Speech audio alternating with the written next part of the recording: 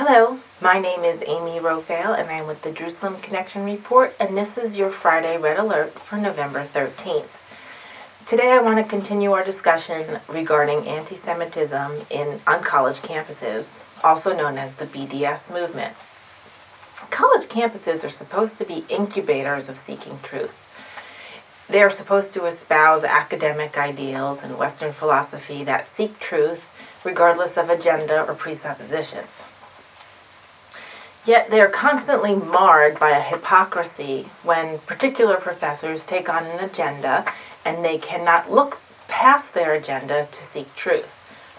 And this stymies the education process. A case in point is a particular college campus, Mount St. Lucido in California, has a professor named Dr. Denise Nussbaum.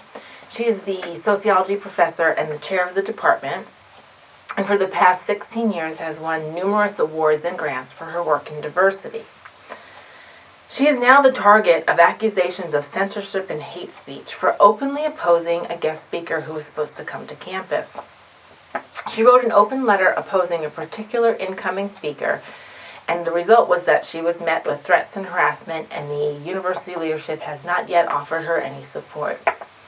So the very institutions that are supposed to protect free speech and defend free speech and debate is in no way helping an established colleague exercise her free speech rights.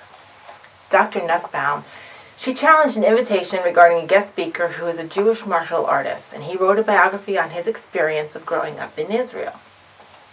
He also has done other speeches and written works that are documented to be full of falsehoods, lies, and incendiary accusation and various kinds of hate speech against Israel and the Jewish people.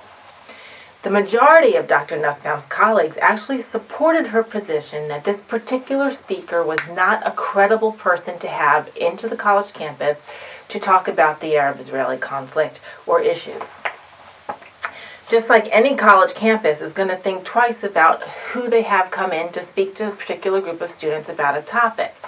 If you have a movie star who had heart surgery, that doesn't mean you're going to have that movie star come in and lecture the medical school students on how to do heart surgery. There is a factor you have to consider about the expertise and accuracy of someone's ability to speak on the topic. Yet one fellow professor in the math department was in disagreement with Dr. Nussbaum's protest. Dr. Razavi, an Iranian math professor, brought a complaint against Dr. Nussbaum, actually saying it was the university's obligation to protect the rights of this particular author to speak, no matter how incendiary or non-academic the speaker may actually be. Dr. Razavi makes no defense of the author's accurateness or credibility regarding this topic of the Palestinian-Israeli issue. She just says he has a right to speak. Maybe that's because he agrees with her. To quote Dr. Nussbaum's letter in response to Dr. Razavi, the Israeli-Palestinian conflict is incredibly important and deserves open-minded, honest, factual, and academic discussion. If we were to bring this hot topic to the campus, it must be in a balanced and scholarly manner. I would think that's a pretty reasonable assessment to have someone come in and talk about a controversial issue. Dr. Razavi's response to this is that Dr. Nussbaum was being oppressive and stymieing her own academic freedom. This entire exchange is unsettling, and it really doesn't make any sense. Perhaps Dr. Razavi can simply host this author in her own home or rent a facility for the venue for him to speak. Credible or not, factual or not, free speech would then prevail. But the taxpayers of California and the university they fund does not have to host a non-credible speaker, and it is completely valid for a professor to question that use of resources and exposure of students to a non-credible speech. But of course, why would any clear and logical thinking person apply this to an anti-Israeli agenda? This is just one more example of how Jews and Israel, in whole or in part, are held to some standard other than what is a reality or a logical standard. And there's a moral equivalency applied that doesn't make sense.